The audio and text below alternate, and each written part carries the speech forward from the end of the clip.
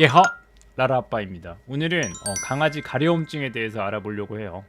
우연히 이 방송을 봤는데요.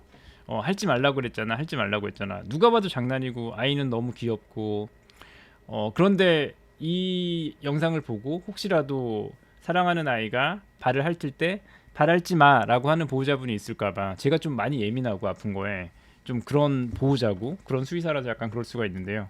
우리가 토하거나 뭐 발작한다 그러면 어떨 것 같아요? 오, 어떻게 이러겠죠. 하지마 하지마, 괜찮아 괜찮아 이러겠죠. 아이가 다리를 들고 다닌다 갑자기. 그러면 들지마 들지마, 어떻게 뭐 이러겠죠. 마찬가지예요. 기침을 한다. 기침하지 말라 그랬지 라고 말하는 건 너무 잔인하고 세상에 그런 보호자분은 계시면 안 되겠죠. 근데 저한테 아이의 가려움증이 똑같은 지금 말씀드렸던 증상이에요. 가려움은 아이가 심심해서 하는 게 아니고요.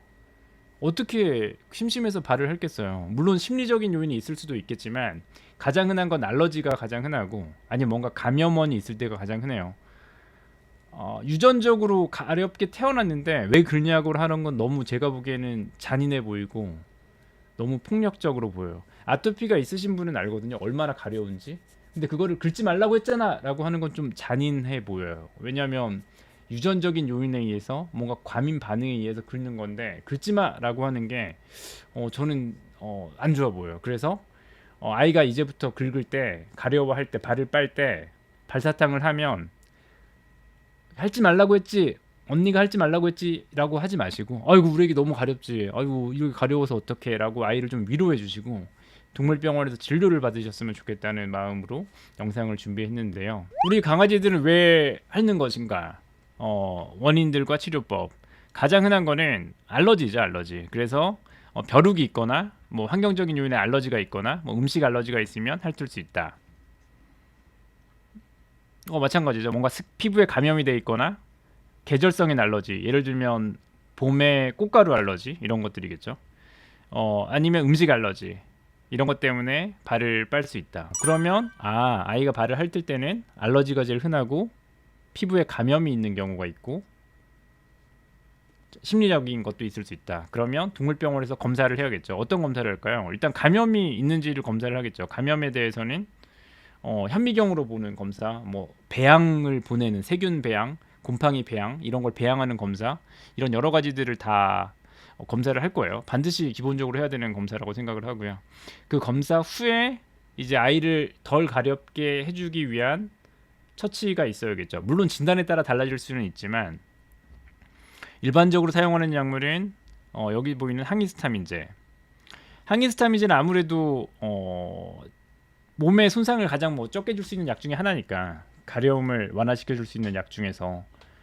그런데 2016년도 연구를 보면 크게 효과가 없었다는 연구도 있긴 있었고, 근데 제가 이 방송을 촬영하는 이유는 누군가에게는 항히스타민제가 분명히 반응을 할 수 있어요. 그러니까 저는 여러분들이 이 병원 저 병원 막 바꿔가는 것도 뭐 여러분들의 자유지만 믿을 수 있는 주治선생님을 정해서 그 선생님과 다양한 시도를 했으면 좋겠다는 거예요. 그러니까 무슨 말이냐면, 다양한 피부 검사를, 필요한 스크리닝 검사라고 그러거든요. 피부 스크리닝 검사, 그걸 하셔서 항히스타민제도 먹여보고, 오케이 우리 애기는 항히스타민제 효과 없었어요, 이걸 알고 계셔야 돼요. 그리고 우리 아이는 스테로이드는 대부분은 반응은 하겠죠. 왜냐면 정말 폭탄 같은 강력한 소염제니까 과민 반응의 일종의 과민 반응인 알러지에 얼마나 특효약이겠어요. 근데 그거는 피부만 안 가렵게 하는 게 아니라 몸 전신에 영향을 끼치니까, 그리고 여기 나온 최근 교과서 내용에 보면 공격성을 띠기도 하니까 저라면 절대 안 먹이겠죠. 스테로이드는 가능하면, 물론 폭발적인 게 있으면 일부 아이들은 이걸 먹여야 되겠지만요. 그럼 스테로이드가 말고 쓸 수 있는 거는 사이클로스포린, 이것도 많이 쓰죠. 사이클로스포린 캡슐로 된 장기 아토피 치료제, 도움이 될 수 있어요, 일부 아이한테는. 그러니까 우리한테 맞는 거는 선생님과 시도를 하라는 거예요. 근데 여러분들 입장에서는 이 약을 먹였는데 효과가 없으면 그 선생님에 대한 신뢰가 떨어질 수 있잖아요. 근데 그러지 마시라고요. 그 선생님이 오히려 좋은 선생님일 수도 있어요, 단계적으로. 제가 그런 얘기가 많아요. 다리 저림을 제가 아예 없애드릴까요? 그러면 저는 좋은 선생님일까요? 장기적으로 보는 게 중요해요. 이건 뭐 나중에 다른 데서 얘기할게요. 여튼 사이클로스포린, 그다음 여기 나와 있는 게 아포켈, 오메가3 영양제, 뭐 이런 것들이 될 수 있어요. 그래서 이런 피부 관련한 약들을, 다양한 것들을 단계적으로 시도해가면서 처방해가는 게 좋아요. 그래서 실제로 수의사끼리 얘기를 할 때도 아포켈 아니면 사이트 포인트는 주사예요. 한 번 주사 맞으면 4에서 8주 정도 지속되고요. 아포케는 계속 먹어야 되고요. 아포케를 먹으면 안 되는 환자는 종양이 있거나 뭐 부신에 문제가 있는 환자들. 근데 아포케를 먹어서 부신이나 종양이 생긴다는 아닌 걸로 아직까지는 뭐 생각이 되고 있어요. 사이트 포인트는 아무래도 주사니까 조금 더 편하긴 한데 어떤 아이는 사이트 포인트가 맞을 거고 어떤 아이는 아포케를 맞을 거다. 그래서 이거는 선생님들마다 같이 상의해서 개체 상황에 맞는, 그러니까 환자 맞춤 처치를 하라는 거죠. 그러려면 시행착오를 겪을 수밖에 없다는 거죠. 근데 여러분들께서는 아무래도 시간과 비용을 아끼시기 위해서 한 번에 가길 원하실 수 있는데 제발 그러지 않았으면 좋겠다. 알러지 피부염이 아닐 수도 있고 감염이 있을 수도 있고, 그러니까 여튼 감염을 배제하고 아포킬 사이트 포인트 쓰는 건 굉장히 중요해요. 그러면 아까 음식도 큰 포션 중에 하나였잖아요. 그러면 음식은 어떻게 해야 될까요? 혈액 검사를 하기도 하지만 사실 신뢰도가 많이 떨어지기 때문에 직접 푸드 챌린지라 그래서 먹여보셔야 돼요. 그래서 여러분들이 시행착오를 겪으셔야 돼요. 어쩔 수 없어요. 특히 나이가 어리다면 어떤 음식을 먹이고 눈물이 막 터지고 발을 너무 핥고 눈을 막 바닥에 비빈다, 똥꼬스킬 막 타고 다닌다, 그럼 그 음식은 X라고 치셔야죠. 근데 오늘 계란인자 닭가슴살 소고기 돼지고기 다 먹이면 뭐에 알러지 반응인지 모르니까 하루에 한 개만 먹이셔야겠죠. 탄수화물도 마찬가지고요. 야채 과일도 마찬가지고요. 양을 정하셔서 음식 시도를 하는 거죠. 쌤, 음식이 무슨 말이지? 음식 알러지가 있으면 당연히 사료만 먹어야 되는데, 오케이, 맞아요. 처음에 한 달에서 두 달 정도는 아예 처방된 엄격한 사료만 먹고 피부가 개선되는지 보시는 거죠. 그게 만약에 드라마틱한 개선이 있다 그러면 우리 아이의 가려움증에 음식이 큰 부분을 차지하나 보다라고 추정할 수 있는 거고, 그런 걸 잘 메모해 놓으시고 나중에 수의사를 만나면 그런 얘기를 하셔야죠. 어떤 사료를 먹었더니 확실히 덜 가려웠어요. 어떤 사료만 엄격하게 먹였는데 사료만 먹었는데 가려움증이 개선이 1도 없었어요. 그러면 음식 알러지가 아닌 거지. 시즈널 알러지라든가 뭐 스킨 인펙션이라든가 심리적인 건가 다른 건가 뭐지. 이런 식으로 치료적인 진단을 할 수밖에 없으니까 너무 숏컷 빨리 진단하고 빨리 처치하고 빨리 하려고 하지 마시고, 음식은 시도를 해볼 수 없고 장기전, 그리고 시행착오를 겪을 수밖에 없는 게 슬프지만 기본값이니까 시행착오를 잘 겪어보자. 그래서 제가 제일 사랑하는 보호자분들은 노트에 사과의 알러지, 아니면 캥거루 고기는 괜찮았음, 토끼 고기는 괜찮았음, 말고기는 어땠음, 이런 걸 다 이렇게 쭉 노트에 만약 써놓은 보호자분들이 있으면 최고. 그랬으면 좋겠다. 그리고 이건 개인적인 수의사로서가 아니라 예전에 시주 보호자로서 말씀을 드리면, 시저널한 알러지나 아니면 환경, 엔버러멘털한 이런 환경적인 문제에서 제일 흔한 거는 엔버러멘털 중에서는, 환경적인 것 중에서는 진먼지 진드기니까 아이의 침구류를 매일 하루 한 번 밖에서 털고 일광 소독을 했을 때 확실히 아이가 덜 가려워했어요. 저희 집 아이는 오메가3의 효과도 받고.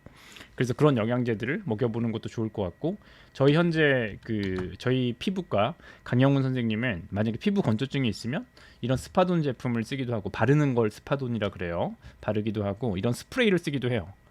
근데 일부 아이들은 여기 나와 있는 알로빈이라고 하는 로션에 반응을 할 수도 있긴 있을 것 같아요. 그러니까 이것도 마찬가지로 아이한테 찾아야 돼요. 어떤 거는 효과가 있고 어떤 거는 뭐 효과가 없고 이럴 수 있으니까. 뭐 피부 제품은 되게 많잖아요. 이런 식으로 뭐 이런 제품도 피부 건조한 때는 저희도 많이 썼고요. 그러니까 이런 것도 있으니까 다양한 제품을 시도해서 우리 아이는 뭐가 좋고 우리 아이는 어떤 제품이 안 맞고 우리 아이는 어떤 영양제가 맞고 우리 아이는 어떤 사료가 안 맞고, 이러려면 여러분들의 커뮤니티가 활성화되셔야죠. 아니면 당근이 활성화되거나. 무슨 말이냐면 당근이라고 하는 앱에서 사료 나눔하실 분, 뭐 영양제 나눔하실 분, 여러분들의 커뮤니티에서, 그래서 서로 공유해서 이 사료도 먹여보고 저 사료도 먹어봐서 푸드를 어떤 사료는 잘 맞더라, 어떤 회사는 잘 안 맞는 것 같아, 어떤 단백질로는 안 맞는 것 같아, 이런 걸 다 기록해 놓으시고, 어떤 영양제는 아무리 좋은 오메가3 영양제도 나랑 안 맞으면 설사하니까 우리 아이가 설사하는지 이런 걸 잘 표시해 놓으시고, 그래서 다양한 시도를 시행착오를 하면서 천천히 나아지고, 가려움을 100의 가려움을 0으로 만들려고 하지 마시고 50 이하로 낮추는 걸, 물컵이 넘치지만 않게끔, 그래서 삶의 질이 유지되게끔 해주셨으면 좋겠어요. 오늘은 강아지 가려움증에 대해서 알아봤어요. 혹시라도 방송을 보시고 제가 너무 독설적으로 얘기해서 불편한 부분이 있으셨다 그러면 죄송하고요. 너그럽게 봐주시고요. 사랑하는 여러분들의 아이가 가려움증 없이, 여기 잠깐만 볼까요? 여러분들의 사랑하는 아이가 이제 가려움증이 없어지면 삶의 질이 확 올라간다고 생각해요. 슬개골탈구는 마음의 병인 경우가 수두로 백백인데요. 가려움증은 제가 보기엔 마음의 병이 아니고 실제로 알러지가 있거나 뭐 심리적인 거거나 뭔가 안 좋은 거라고 생각해요. 다리를 저는데도 아무 이유 없이 다리 저는 아이는 있는데 막 발을 빠는데 아무 이유 없는 아이는 없어요. 심리적인 거라도 있으니까 거기에 대해서 조금 더 관심을 기울여 주시고 주치의 선생님과 상의를 해서 어떻게 관리할지 앞서 말씀드렸던 뭐 아포켈, 사이토포인트 뭐 이런 약들을 감염을 배제하고 나서 처방한다든가 다양한 시도를 통해서 아이의 가려움증을 줄여주시고 아이가 행복해지고 그로 인해 사랑하는 여러분들도 더 행복한 삶을 사셨으면 좋겠어요. 행복한 하루 되세요.